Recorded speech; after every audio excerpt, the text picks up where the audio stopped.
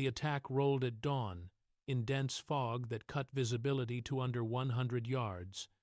What happened in the next several hours was recorded in the SAIC Anti-Armor Defense Data Study, a detailed tactical analysis compiled in 1990 using combat interviews, after-action reports, and unit journals that identified 13 separate combat engagements during the Bütgenbach fight, numbered and charted.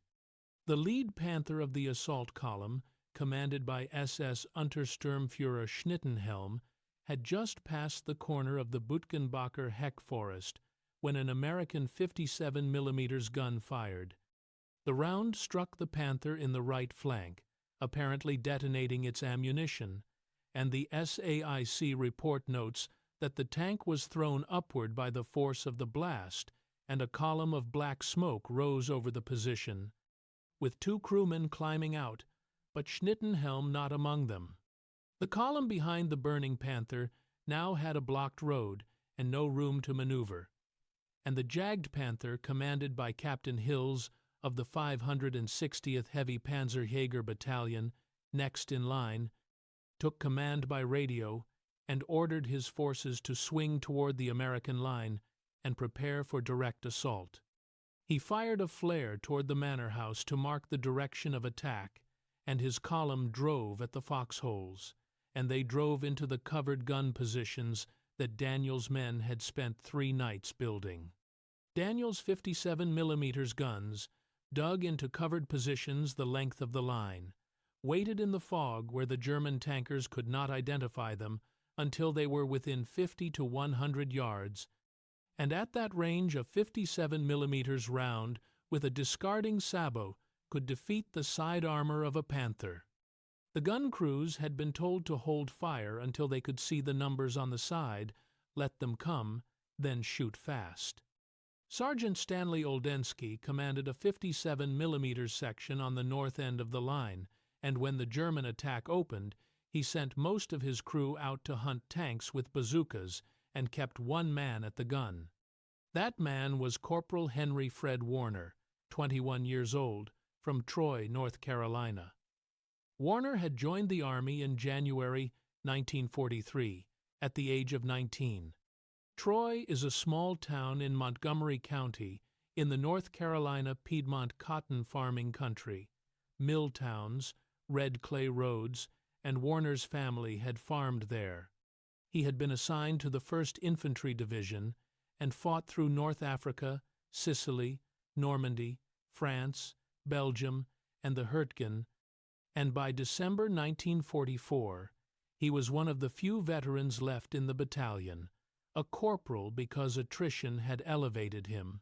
In a covered gun pit behind a 57 mm anti-tank gun that he knew how to use better than almost anyone still alive in the unit.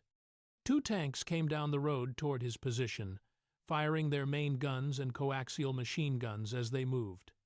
Warner put a round into the first tank and destroyed it, then shifted aim and put a round into the second and destroyed that too. A 3rd tank came forward while he was doing this, while machine gun rounds were hitting the sandbags around his position and tank cannon rounds were detonating close enough that the shock wave alone should have driven him off the gun. And he was cycling the breach when it jammed with the 3rd tank 5 yards away. He left the gun pit, drew his .45 caliber M1911 pistol, and walked toward the tank. The tank commander was standing in the turret, and Warner shot him, and the tank without a living commander, with German infantry falling back around it under American artillery fire, withdrew. Warner climbed back into his gun pit and kept working. The next morning, December 21st, he was still there when another Panzer Mark IV came into his field of fire, and he hit the engine and set it burning. A German machine gun opened on his position and hit him, and he ignored the wound and was trying to reload when a second burst killed him. He was 21 years old, and he died in a fortified gun pit he had helped build 3 days earlier in a field in Belgium. On the second day of the most concentrated armor assault directed at his battalion's position across 4 days of fighting. In June 1945, the U.S. Army awarded Corporal Henry F.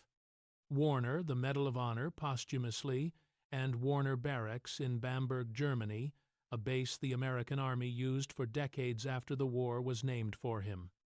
What Warner did was extraordinary, and what made it possible was the ground he was standing on when he did it.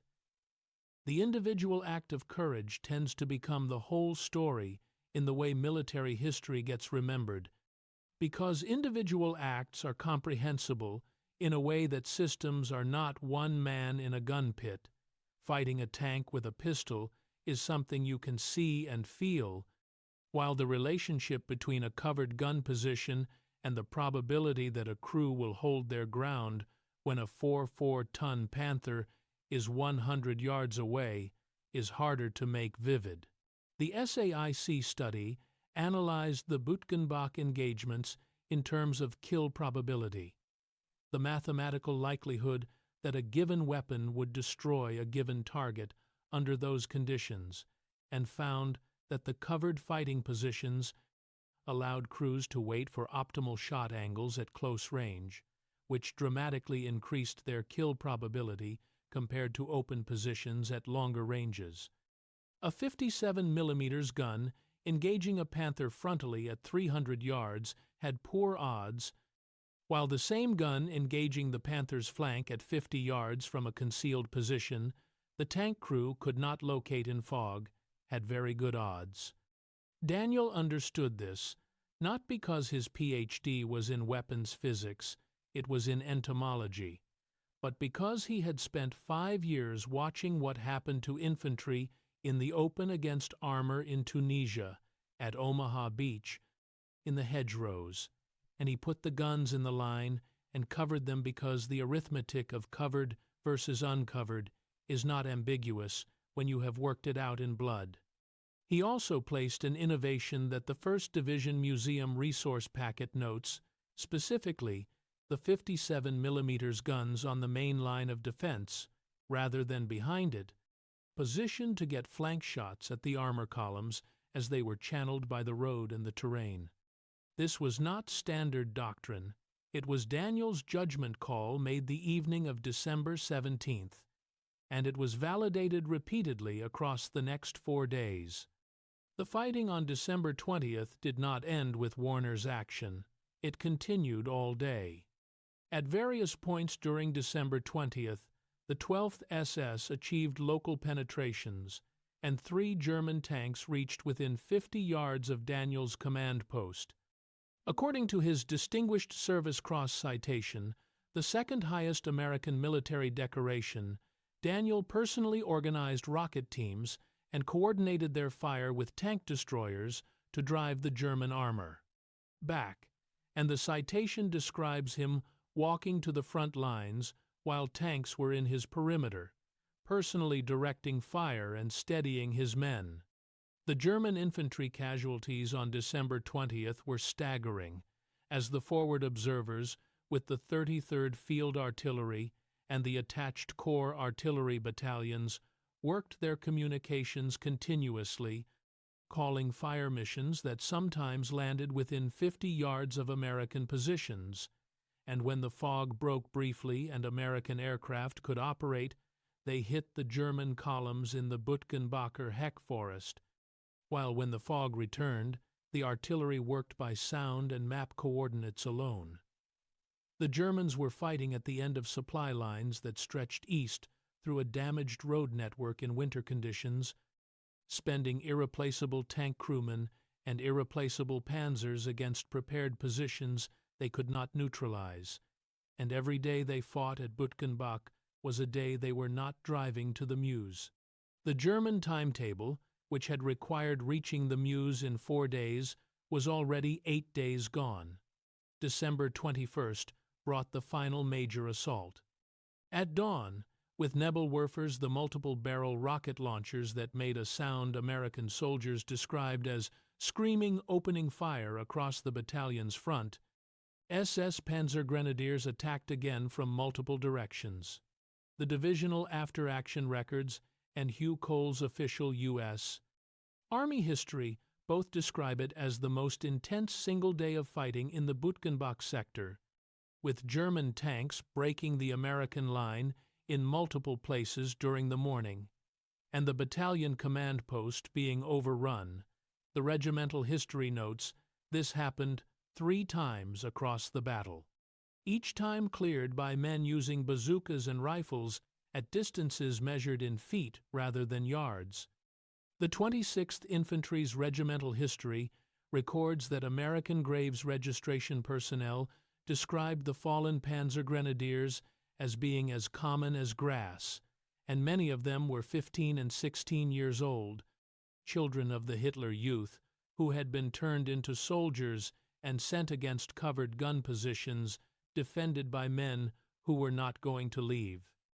The artillery fired 10,000 rounds on December 22nd alone, roughly 1 heavy shell landing every 8 seconds for an entire day, and the German infantry, advancing in the open fields south of Dom Bütgenbach, was walking into a concentration engineered by V Corps artillery commander Brigadier General Clift Andrus, who coordinated not only the 1st Division's organic batteries, but also those of the 99th Division and several corps-level battalions.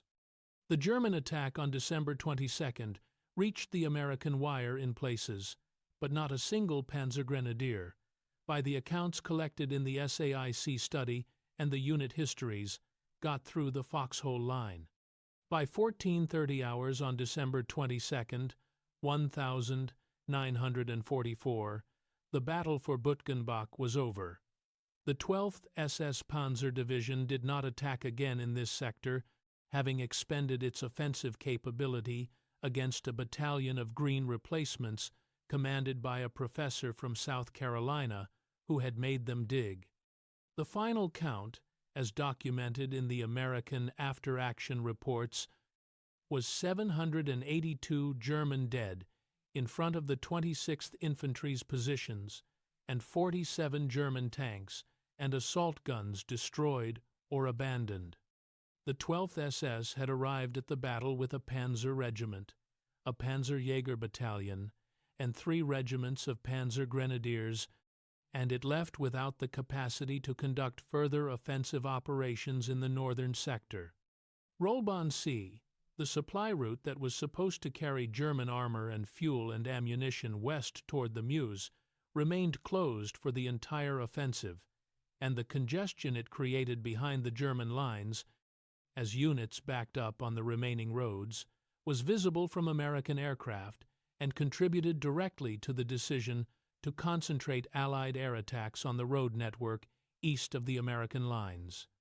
The northern shoulder of the Bulge held, with the 1st, 2nd, and remnants of the 99th Infantry Divisions anchored at the south by Daniel's battalion at Dom Bütgenbach, forming a line that the 6th Panzer Army never broke. General Sepp Dietrich, commanding the 6th Panzer Army, later said in post-war interrogation that the failure to secure the northern roads in the first 48 hours was decisive because his tanks needed those roads and they never got them. There is a tendency in the way we remember battles to give the largest forces the attention and to attribute outcomes to the commanders who made the broad decisions.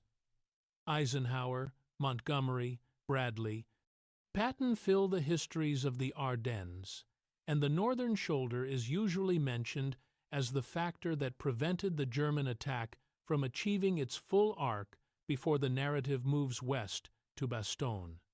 Bastogne was real and the stand there was real, but Bastogne held in part because the northern shoulder held first. If Rollbahn C had been open, the 12th SS Panzer Division's tanks and fuel and ammunition would have been rolling west on December 18th instead of being ground against Daniel's foxholes for 5 days, and the entire geometry of the battle would have shifted. The men who held it get a line or two in the broad histories, and the battle at Dom Bütgenbach is covered thoroughly only in the specialized unit histories and in the SAIC anti-armor defense study, which was classified and written for internal Army analysis rather than public consumption. The 1st Infantry Division Museum at Cantigny in Illinois holds the detailed records, and outside that community, the name Dom Bütgenbach is not well known. The 12th SS Panzer Division had a reputation, earned in Normandy and in the Twin Villages fighting, as an enemy that did not break easily.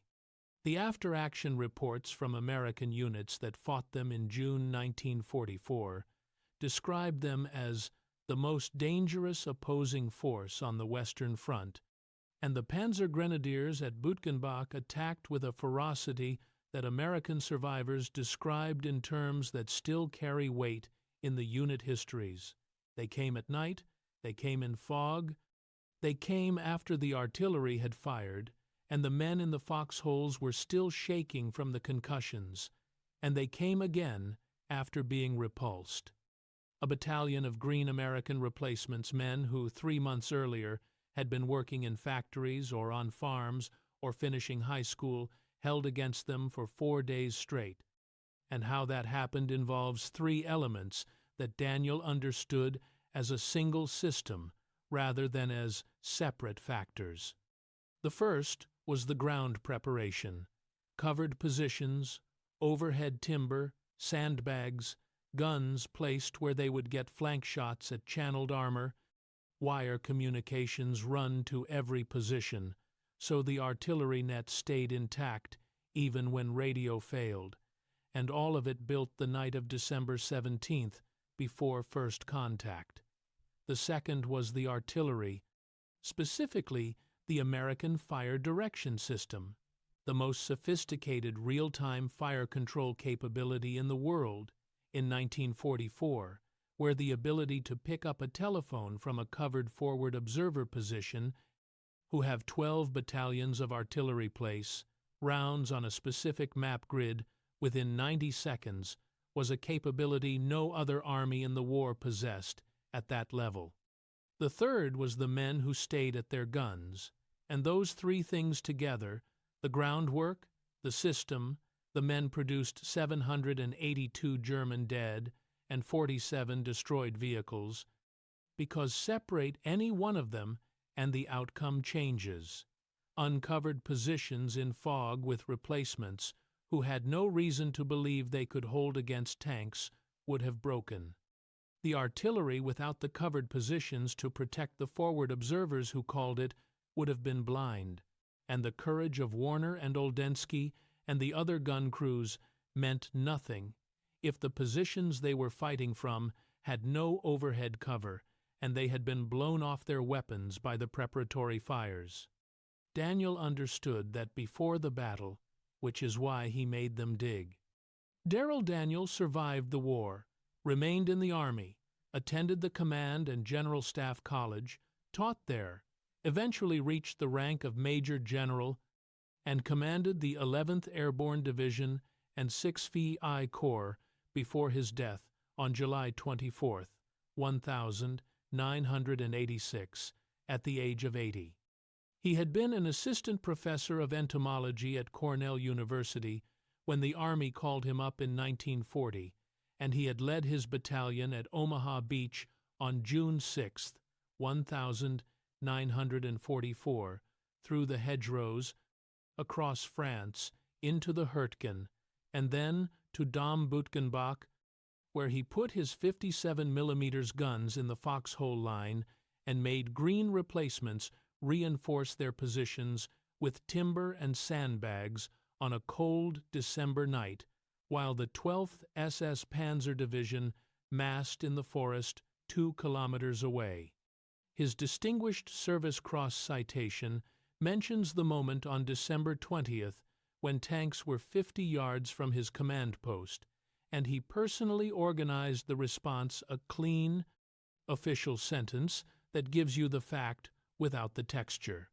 And the texture is that he had already spent 3 nights making sure that if tanks got to his command post, his men would know what to do because they had dug in properly and had the communications to call artillery and had the covered gun positions to shoot from. he received the Distinguished Service Cross.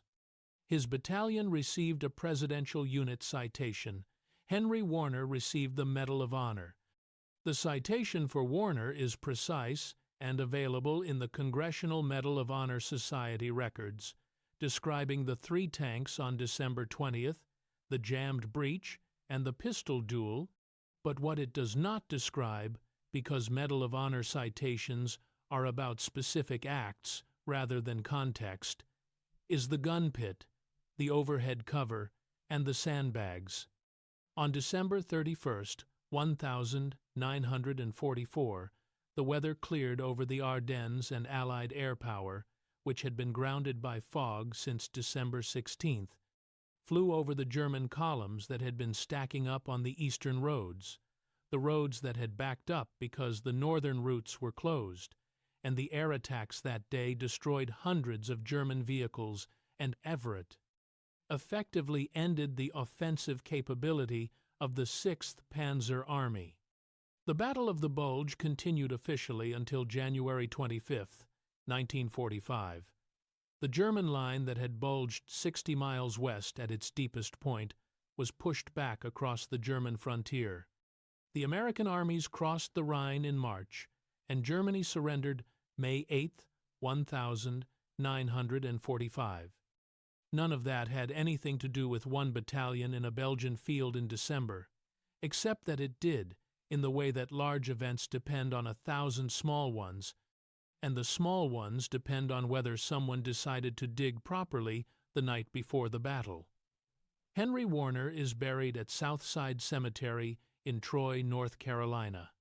The stone is modest, and the town is small, and Montgomery County, North Carolina, has about 28,000 people today. Warner Barracks in Bamberg, Germany.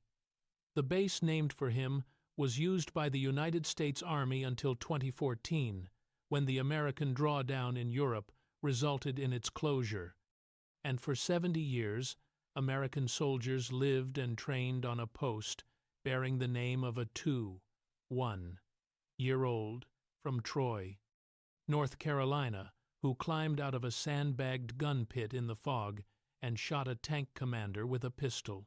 Most of the soldiers who served at Warner Barracks probably did not know exactly who Henry Warner was. His name was on the gate. The night of the 17th of December, 1944, a Lieutenant Colonel named Derrill Daniel stood in a frozen Belgian field and made his men dig. He made them haul lumber from a village a kilometer back, cut pine logs, and fill sandbags until their hands went numb. He made green replacements soldiers who had been civilians 3 months earlier reinforce fighting positions while the temperature dropped into the teens, and veterans of the 12th SS Panzer Division crept through the forest less than 2 miles away. One officer questioned whether all this was necessary, whether the situation was truly that dire, whether the men couldn't simply rest on the ground they already held. Daniel's answer has been paraphrased in regimental histories and unit journals, and the gist of it was short: "We fight and die here." By December 22nd, 782 German soldiers lay dead in front of the battalion's positions, and 47 tanks and assault guns sat destroyed in the fields outside Dom Bütgenbach. The 12th SS Panzer Division, Hitlerjugend, one of the most ferocious armored formations the Third Reich ever fielded, had thrown everything it had at Daniel's undermanned, undertrained, understrength battalion for 4 days straight and gotten nowhere. To understand why Dom Bütgenbach mattered so much, you have to understand what the Germans needed from December 1944. By that autumn, everyone paying attention knew Germany was losing, and the question was pace. Could the Wehrmacht extend the war long enough that the Western Allies might negotiate a separate peace? Could one catastrophic blow against the Americans break their will to fight? Hitler believed it was possible. His generals, most of them, thought he had lost his mind. The plan that emerged from that argument was Operation Wacht am Rhein, Watch on the Rhine.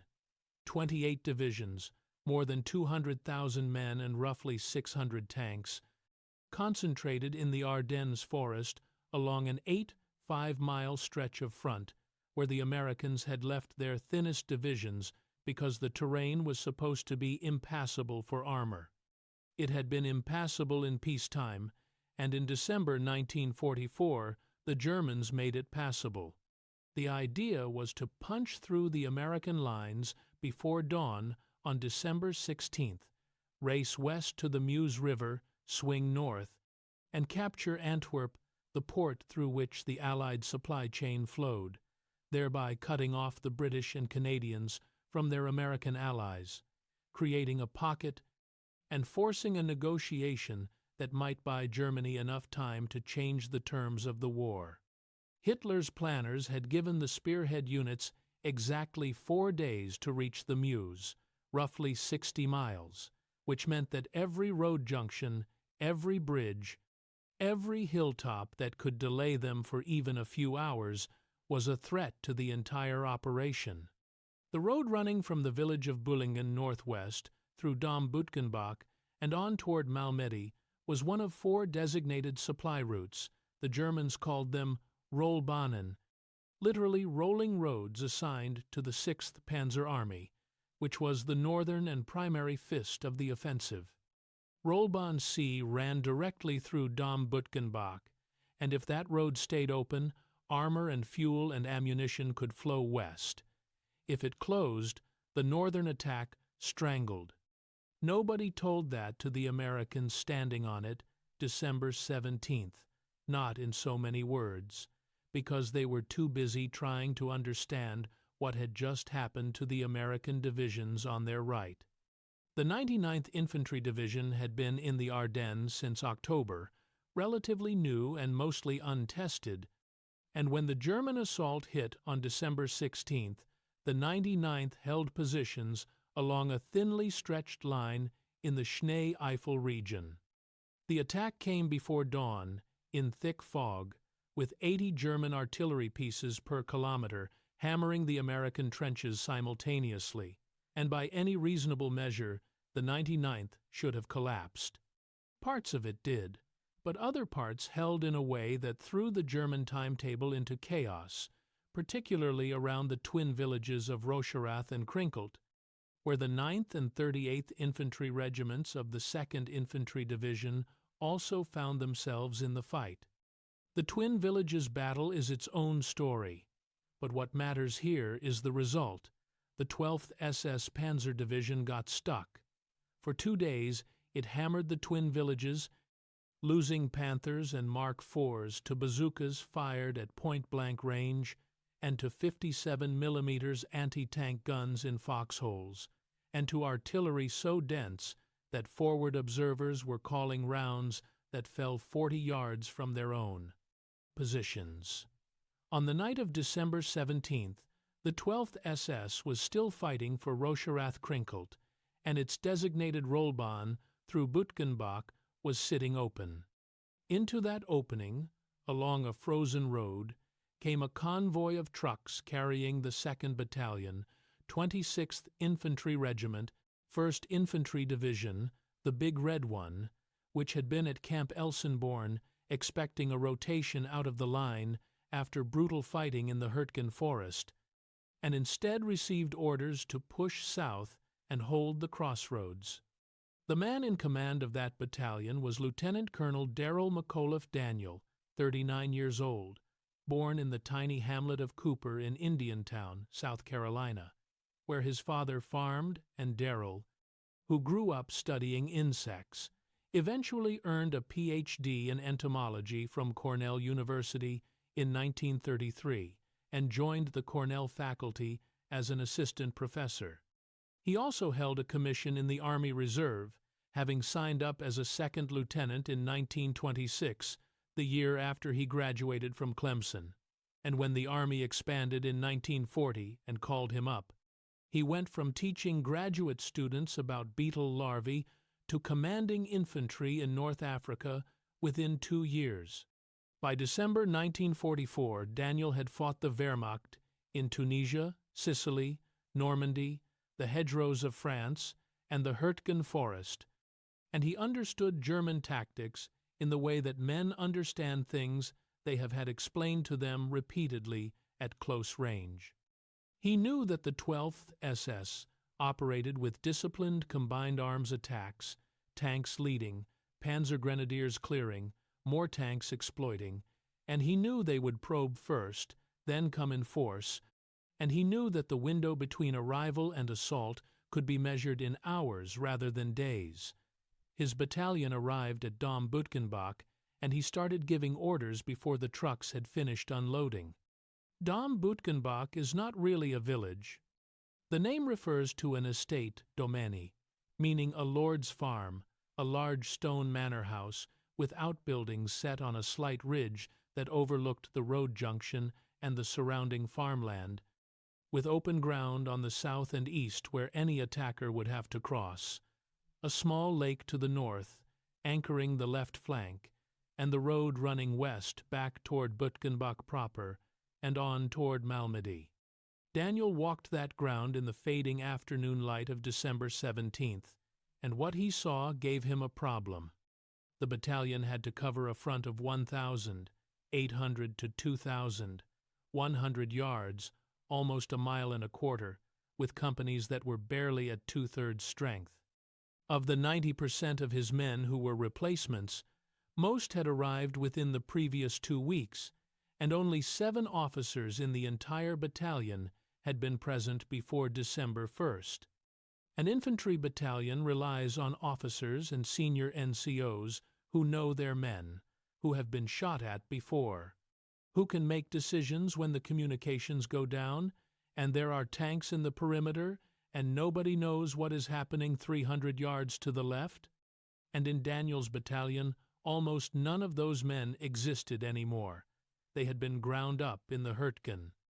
What he had instead was an organization with the right unit patches on its shoulders and rifles that worked and human beings who had not yet been tested. He made a decision that defined the next 5 days. He put the anti-tank guns in the foxhole line. Standard doctrine placed 57 mm anti-tank guns behind the infantry in the second line of defense, where they could be protected from direct enemy fire and used to engage tanks that had already penetrated the forward position's logic that was sound.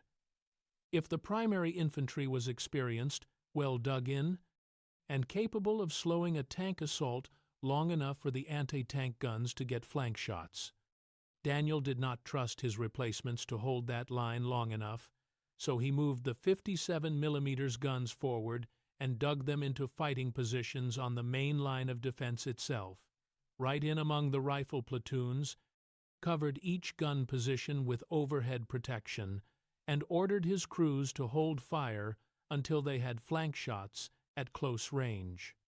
The fog would help in theory, because if his men let the panzers drive almost on top of them before firing, they had a chance to kill the first few vehicles in a column and block the road, leaving the tanks behind stuck and unable to maneuver. He also ordered the positions reinforced with timber and sandbags.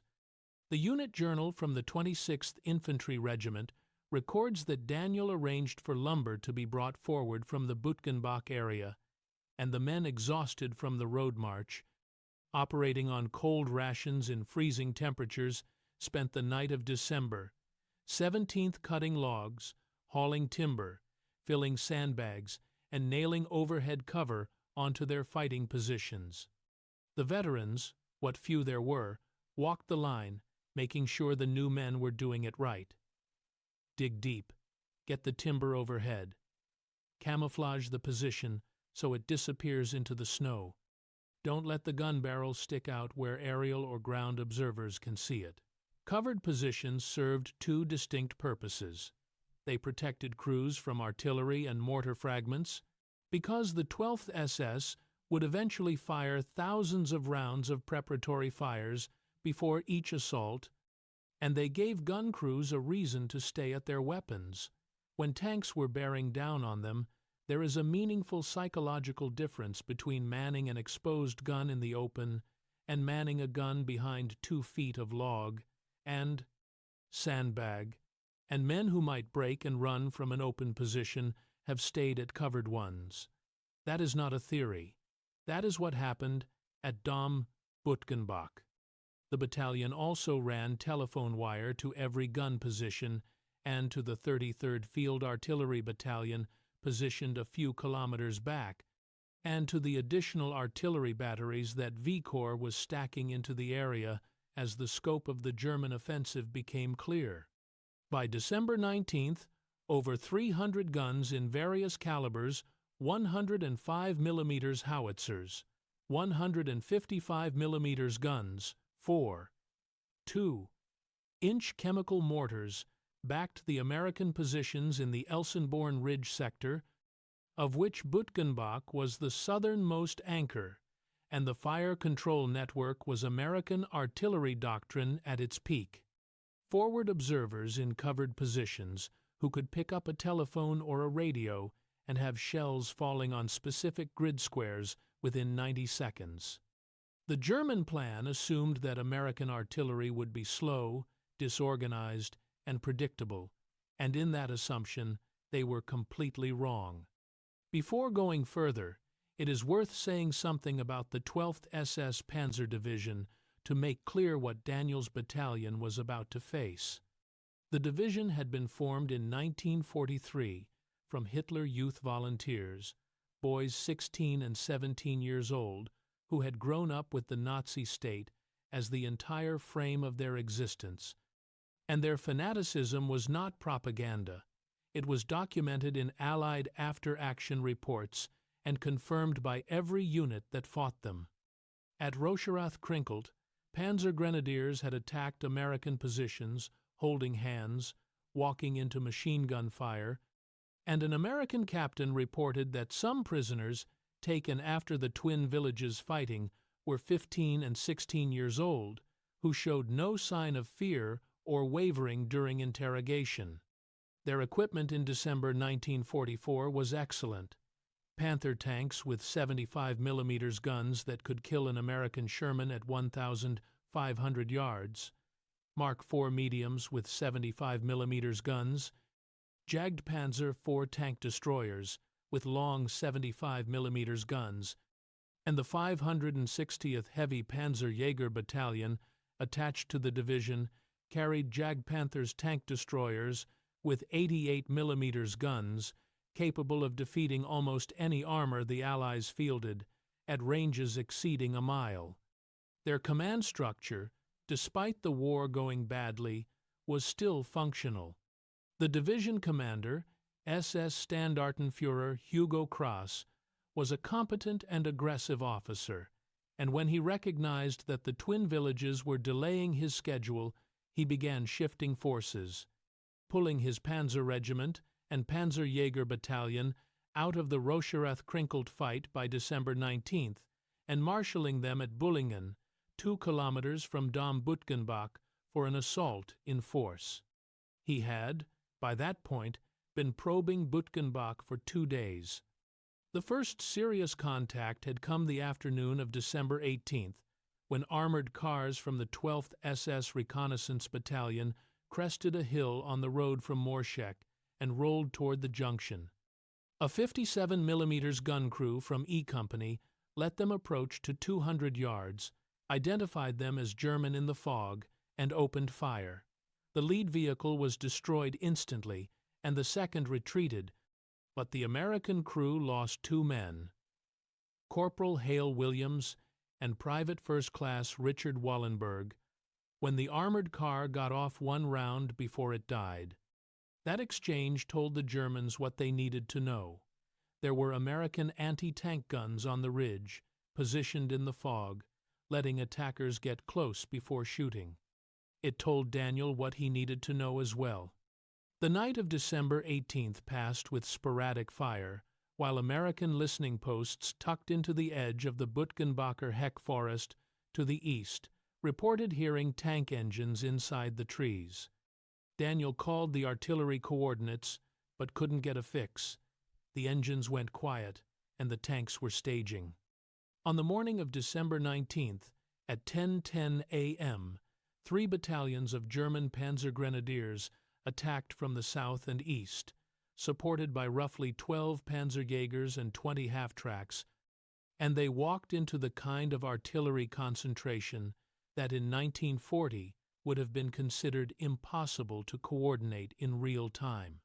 Prearranged defensive fires had been zeroed in on specific ground the evening before, and when the German infantry appeared in the open fields south of the manor, American forward observers called those fires and shells fell within 50 yards of their own positions.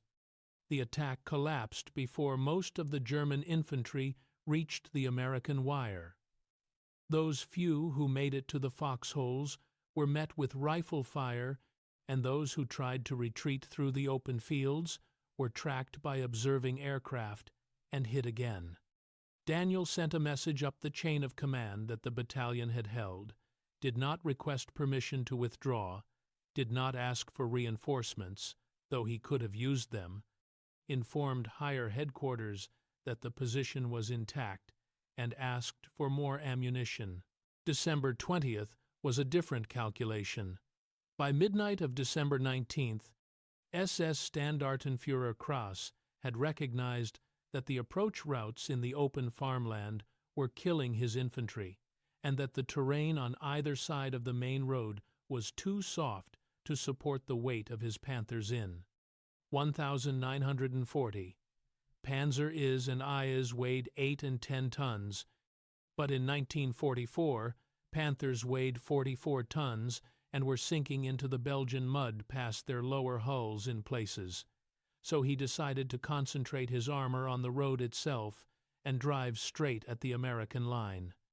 At midnight on December 20th, the panzers formed up on the road from Morschek, and behind them a battalion of dismounted infantry worked through the freezing darkness, while an American listening post, still tucked into the edge of the forest, close enough to hear German voices, reported the sounds and held position and waited.